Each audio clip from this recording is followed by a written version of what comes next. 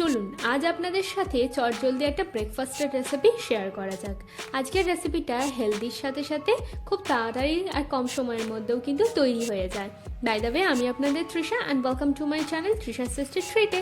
আর আজকে আমি বানাচ্ছি মশালা রাভা ধোসা। আমি রাভা ধোসার সাথে সাথে আলু মশালাটাও কী করে বানাবেন তার রেসিপিও দেখাবো। তাহলে চলুন শুরু করা যাক। মশালা রাভা ধোসা বানানোর জন্য বোলের মধ্যে আমি হাফ কাপ চালের আটা, হাফ কাপ মতো সুজি আর 1/4 কাপ ময়দা দিয়ে ভালো করে প্রথমে আমি এগুলোকে মিশিয়ে নেব। এবার আমি এর মধ্যে 2 কাপ জল দিয়ে দেবো। প্রথমে আমি এই দিচ্ছি 1 কাপ আর এই দিলাম 2 কাপ। এবার ভালো করে মিশিয়ে 10 মিনিটের জন্য এটাকে আমি রেস্টে দিয়ে দেবো।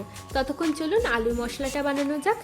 এই আলুর মশলাটা বানানোর জন্য প্রথমেই প্যানে আমি 4 থেকে 5 চামচ মতো সাদা তেল দিয়ে দিচ্ছি আর তেলটাকে ভালো করে প্রথমে আমাদের গরম করে নিতে হবে। এবার এর মধ্যে আমি 1/4 কাপ মতো বাদাম দিয়ে দেবো।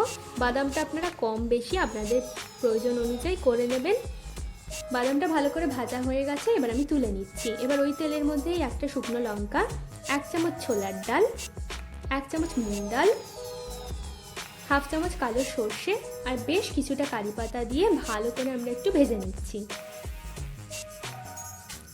এবার ওর মধ্যে ভাজা বাদামগুলো দেবো হাফ চামচ আদার কুচি, 2টো কাঁচা লঙ্কার কুচি দিয়ে এই সব কিছুকে একসাথে ভালো করে আমাদের একটু ভেজে নিতে হবে। ভালো করে ভাজা ভাজা মতো হয়ে গেলে এর মধ্যে আমি একটা পেঁয়াজের কুচি দিয়ে দিচ্ছি। দিয়ে পেঁয়াজটাকেও আমরা ভালো করে এর সাথে ভেজে নেব। এবার এর মধ্যে হাফ চামচ মতো হলুদ গুঁড়ো, স্বাদ মতো নুন আর হাফ চামচ মতো চিনি দিয়ে দিচ্ছি। দিয়ে সব কিছুকে একসাথে ভালো করে আমাদের মিশিয়ে নিতে হবে। এবার এর মধ্যে 3টে আলু সেদ্ধ করে মেখে নিয়েছি সেটা দিয়ে দেবো। দিয়ে আলুর মশলাটার সাথে ভালো করে কিন্তু এটাকে মিশিয়ে নিতে হবে। ভালো করে মেশানো হয়ে গেছে দেখুন। এবার এর মধ্যে আমি বেশ কিছুটা ধনেপাতার কুচি দিয়ে দেবো আর দেবো একটা পেঁয়াজের কুচি দিয়ে ভালো করে মিশিয়ে নিলেই কিন্তু আমাদের আলু মশলা একদম রেডি। পেঁয়াজের কুচিটা দেওয়ার ফলে কিন্তু এটা খেতে খুব ভালো লাগে। চলুন এবার ধোসাগুলো বানানো যাক। এবার ওর মধ্যে আমি একটা পেঁয়াজের কুচি, 2টো কাঁচা লঙ্কার কুচি, 1 চামচ কারি পাতা, 1 চামচ গাজরের কুচি, হাফ চামচ মতো আদার কুচি, বেশ কিছুটা ধনেপাতা, স্বাদ মতো নুন দিয়ে দেবো হাফ চামচ মতো চিনি আর আরও বেশ কিছুটা জল। এই ব্যাটারটা কিন্তু একদমই পাতলা হবে। এবার ভালো করে মিশিয়ে নিচ্ছি। ব্যাস, আমাদের ব্যাটার কিন্তু একদম রেডি। এবারে প্যানের মধ্যে আমি অল্প একটু সাদা তেল দিয়ে ভালো করে চারিদিকে ব্রাশ করে নেব।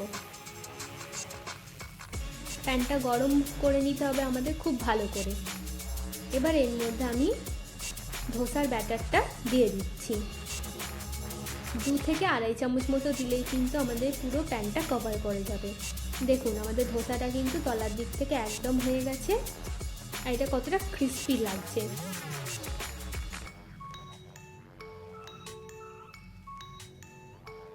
দেখুন এই সাইডটা কি সুন্দরভাবে ক্রিস্পি হয়ে গেছে আর কালারটাও কি সুন্দর এসছে।